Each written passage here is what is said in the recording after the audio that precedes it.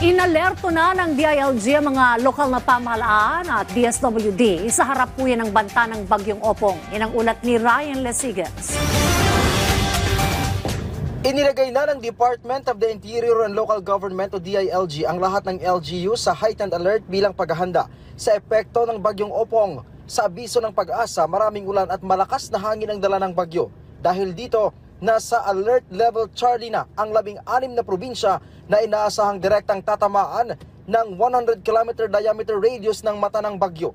Kabilang dito ang ilang lugar sa Bicol Region, Eastern Visayas, Quezon Province, Rizal at Metro Manila. Nasa ilalim naman ng alert level Bravo ang 10 probinsya na sakop ng 300 km diameter radius. Ang mga lugar na ito ay maaaring makaranas ng 85 km kada oras na lakas ng hangin at malakas na buhos ng ulan. Habang nasa alert level alpha naman o yellow alert ang nasa 27 probinsya, kabilang ang Palawan, Negros Oriental, La Union at iba pa.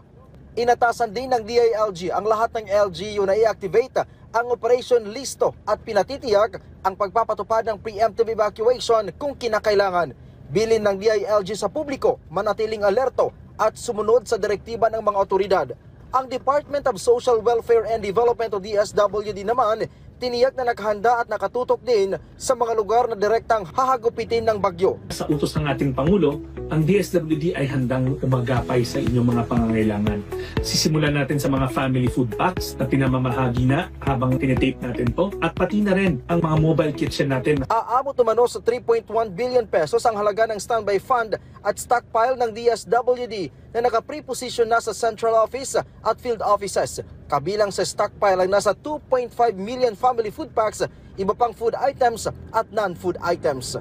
Reminder sa ating mga kababayan, alam ko na gustong-gusto na natin bumalik sa ating mga tahanan, ngunit sana makinig tayo sa ating mga local government units. Pag sinabi nilang mag-preemptive evacuation tayo o manatili sa mga evacuation center, makinig po tayo. Ryan Lesigas para sa Pambansang TV sa Bagong Pilipinas.